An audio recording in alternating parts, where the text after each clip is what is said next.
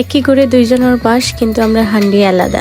ঠিক শুনছেন, এটাই হচ্ছে আমাদের ছোট্ট সংসার।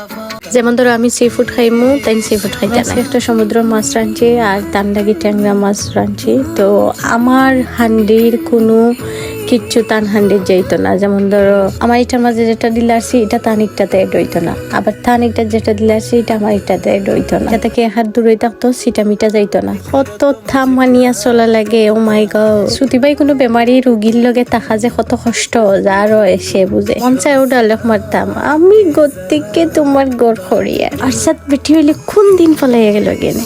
এনিওয়ে আমি এটা কই না, মায়া করি। যাই হোক, যে জেলা চলে তারে ওলা চালাই দেয়। আর শ্রুতি ভাই এটা একটা রোগর মতন মানুষের, যদি একটু উল্টা পাল্টা করো তাইলে কিন্তু অসুস্থ হয়ে যাবা মানুষ।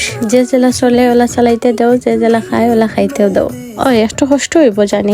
আজকে আমার খানি কিন্তু খুবই ইয়াম্মি হয়েছে। আজকে খালি মাছ পাজে দিবা খাই, মাঝে মাঝে শুটকিও রান্ধে। আমার ডেক কিন্তু আলাদা হয়ে যায়, সমস্যা নাই। আমি একলা একলা খাইমো, মজা করি।